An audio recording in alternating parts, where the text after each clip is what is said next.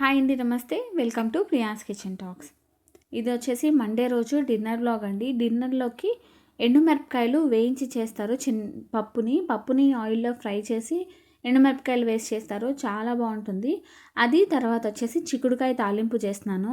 చిక్కుడుకాయలని ముందు రోజే ఒలిచి పెట్టుకున్నానండి. మధ్యాహ్నం అలా ఖాళీగా ఉన్నప్పుడు ఒలిచేసే పెట్టేసుకున్నాను ఫ్రిడ్జ్లో, అలానే బాక్స్లో పెట్టేసి.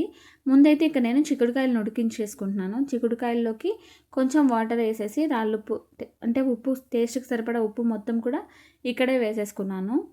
ఉప్పు వేసేసి కుక్కర్ మూత పెట్టేసి ఇంకా విజిల్ అయితే పెట్టేశాను. ఒక విజిల్ వస్తే సరిపోతుంది, చిక్కుడుకాయలకి తొందరగానే ఉడికిపోతుంది. తర్వాత ఈ గ్యాప్లో వచ్చేసి నేను కూరకు కావాల్సిన ఆనియన్స్, టమాటోస్ అన్నీ కూడా కట్ చేసుకున్నాను. చిన్న ఆనియన్స్ తీసుకున్నానండి, పప్పులోకి చాలా బాగుంటుంది. తర్వాత ఈ ఒక్క ఆనియన్ వచ్చేసి చిక్కుడుకాయల్లోకి తాలింపు వేయడానికి బాగుంటుందని చెప్పి ఇది మామూలు పెద్ద ఆనియన్ తీసుకున్నాను. ఇక నేను ఆనియన్స్, టమాటోస్ అన్నీ కూడా కట్ చేసి పెట్టుకున్నానండి. మండే రోజు మధ్యాహ్నం లంచ్కి మా ఫ్రెండ్ వాళ్ళ ఇంటికి వెళ్ళాము. ఇంకా అందుకని చెప్పేసి మండే రోజు మధ్యాహ్నము లంచ్ అయితే ఏం చేయలేదు. యాక్చువల్గా సాటర్డేనే వెళ్ళాల్సింది, వాళ్ళ ఇంట్లో పూజ ఉన్నింది. ఇంకా ఆ టైంకి కుదరలేదు. సాటర్డే కొంచెం పని ఉండి కుదరలేదని చెప్పేసి ఇంకా మండే వెళ్ళాము. మండే రోజు వాళ్ళ ఇంట్లోనే అయిపోయింది లంచ్. ఇంకా లంచ్ ఏం చేయలేదు. ఇంకా లంచ్కి అని చెప్పి నేను రెడీ చేసి పెట్టుకున్నాను. ఇంకా అదే డిన్నర్కి అయితే చేసేసాను. మామూలుగా అయితే డిన్నర్లోకి చపాతీ కానీ దోశ కానీ ఇలాంటివి అయితే చేస్తూ ఉంటాం. కానీ ఆ రోజు ఇంకా అన్నమే తినాలనిపించింది. ఇంకా అన్నము, పప్పు, తాలింపు వేసుకొని కడుపు నిండా తినాలనిపించి అందుకని ఇంకా అలా చేసేసాను. తర్వాత రసం కూడా ఉన్నింది కొంచెం, దాంతో కూడా సర్వ్ చేసుకున్నాము.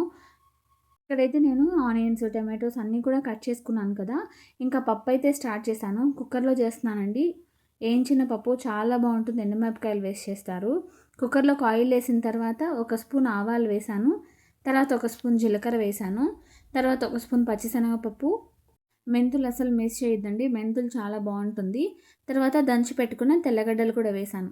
తర్వాత ఒక రెమ్మ కరివేపాకు, ఎండుమిరపకాయలు, ఇంకా మన కారానికి సరిపడా ఎండుమిరపకాయలు వేసుకున్న. ధనియాలు కూడా 1 స్పూన్ వేసుకోండి, ధనియాలు కూడా చాలా బాగుంటుంది. తర్వాత చిన్న ఆనియన్స్ అని చెప్పాను కదా, ఆ చిన్న ఆనియన్స్ కూడా వేసేసాను. ఆనియన్స్ కూడా వేసి లో ఫ్లేమ్లోనే పెట్టి బాగా ఫ్రై చేయండి. తర్వాత ఇక నేను ఒక పూటకే కదా అని చెప్పేసి చిన్న కప్పుతో కందిపప్పు వేసాను. కందిపప్పును కూడా వేసి లో ఫ్లేమ్లో పెట్టి బాగా ఫ్రై చేయాలి ఆయిల్లో ఎంత వేగితే అంత టేస్ట్ వస్తుంది పప్పు.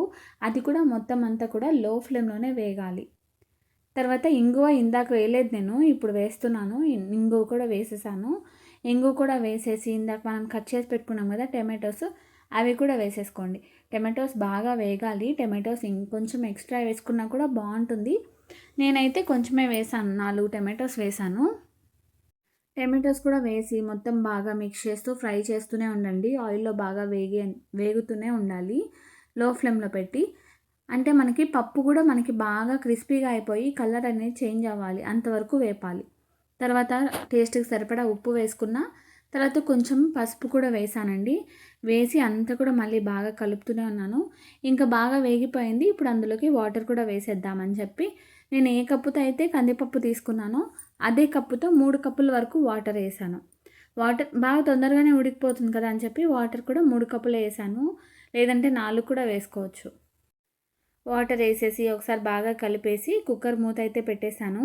ఇంకా పప్పు ఉడకడానికి టైం పడుతుంది కదా అని చెప్పేసి ఇంకా తాలింపు అయితే స్టార్ట్ చేద్దామని చెప్పి కుక్కర్ మూత పెట్టి పప్పు అయితే ఎక్కించేసాను. పప్పుని ఇంకా అది విజిల్ వస్తూ ఉంటుంది. తర్వాత పక్కన కుక్కర్లో ఉన్న చిక్కుడుకాయలు అయితే బాగా ఉడికిపోయినాయి. ఒక విజిలే కదా, బాగా ఉడికిపోయింది. ఇంకా దాన్ని స్ట్రైనర్లో వేసి కొంచెం ఆ వాటర్ అంతా, ఆ తడి అంతా పోయేంత వరకు ఫ్రై పక్కన పెట్టి ఒక గిన్నెలో వేసేసి ఆ వాటర్ అంతా కూడా స్ట్రైన్ అయిపోయేదాకా పక్కన పెట్టేశాను. తర్వాత ఇందాక శనగ్గింజలు, ఇవి ఎర్ర గింజలండి, ఇవి వేపుకొని పెట్టుకున్నాను. ఇవి మా తోటలోటివే, శనక్కాయలు పండించారు ఈసారి. అయితే శనగ్గింజలు వేపి ఇంకా దాంట్లోకి కొంచెం ఎండుమిరపకాయలు, తర్వాత అది మిక్సీ పట్టేసిన తర్వాత మళ్ళీ ఒక 4 తెల్లగడ్డల్ని కూడా వేసి లైట్గా పల్స్ ఇచ్చాను. శనగ్గింజల పొడి అయితే రెడీ అయిపోయింది. తర్వాత మనం చిక్కుడుకాయల్లో ఆల్రెడీ ఉప్పు వేసాం కదా, అందుకని పొడిలో ఉప్పు వేయలేదు నేను. తర్వాత ప్యాన్లోకి ఆయిల్ వేసుకొని మళ్ళీ ఆవాలు, జీలకర్ర, పచ్చిశనగపప్పు, కరివేపాకు కూడా వేసాను. వేసి వేగిన తర్వాత ఇందాక కట్ చేసి పెట్టుకున్న ఆనియన్స్ కూడా వేసాను. ఆనియన్స్ ఇలా సన్నగా పొడవుగా ఉంటేనే బాగుంటుంది ఇలాంటి తాలింపులకి. చిన్న చిన్న ముక్కలుగా కలుపుకుంటే అది కొంచెం ముద్దగా అయిపోతుంది. అంటే ఒక ఆనియన్స్ కట్టింగ్ విధానంలోనే ఉంటుంది కదా టేస్ట్ అనేది. ఒక్కొక్కలా కట్ చేసుకుంటే టేస్ట్ ఒక్కొక్కలాగా ఉంటుంది. కూర టెక్స్చర్ కూడా ఒకలా ఉంటుంది కదా. అందుకని చెప్పి ఆనియన్స్ ఇలాంటి తాలింపులకి సన్నగా పొడవుగానే కట్ చేసుకోవాలి. చాలా సింపుల్గా చేసుకోవచ్చు. మనం శనగింజల పొడి ఒకసారిగా స్టోర్ చేసి మిక్సీ పట్టి పెట్టుకున్నామంటే ఇలాంటి తాలింపులన్నీ కూడా ఒక 2-3 నిమిషాల్లో చేసేయచ్చు. ఆనియన్స్ కూడా బాగా వేగిన తర్వాత ఇంకా నేను ఇందాక తీసి పెట్టిన చిక్కుడుకాయలు కూడా వేసేసి మళ్ళీ చిక్కుడుకాయల్లో ఉన్న వాటర్ అంతా కూడా పోయేంత వరకు ఫ్రై చేశాను. ఫ్రై చేసిన తర్వాత మిక్సీ పట్టుకున్న శనగ్గింజల పొడి కూడా వేసేసాను. శనగ్గింజల పొడి వేసిన తర్వాత బాగా కలపకూడదండి. జస్ట్ పైన మాత్రమే మిక్స్ చేయండి.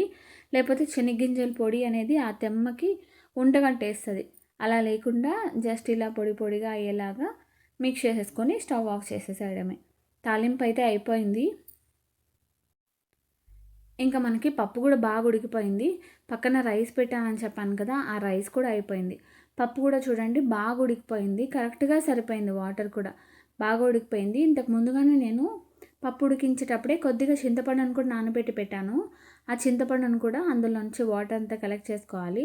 పప్పునైతే మెత్తగా మెదిపేసానండి. పప్పును మెత్తగా స్మాష్ చేసేసి మళ్ళీ స్టవ్ పైన పెట్టేశాను లో ఫ్లేమ్లో పెట్టి. చెప్పాను కదా చింతపండును కూడా మెత్తగా మెదిపేసుకునేసి ఆ పప్పులో వేసేసుకోవడమే. ఇది వేయించిన పప్పు చాలా బాగుంటుంది. చాలా టేస్టీగా కమ్మగా ఉంటుంది. ఒకసారి ఇలా ట్రై చేయండి. ఇది మా సైడ్ ఎక్కువగా చేసుకుంటారు. టేస్ట్ కూడా చాలా అదిరిపోతుంది.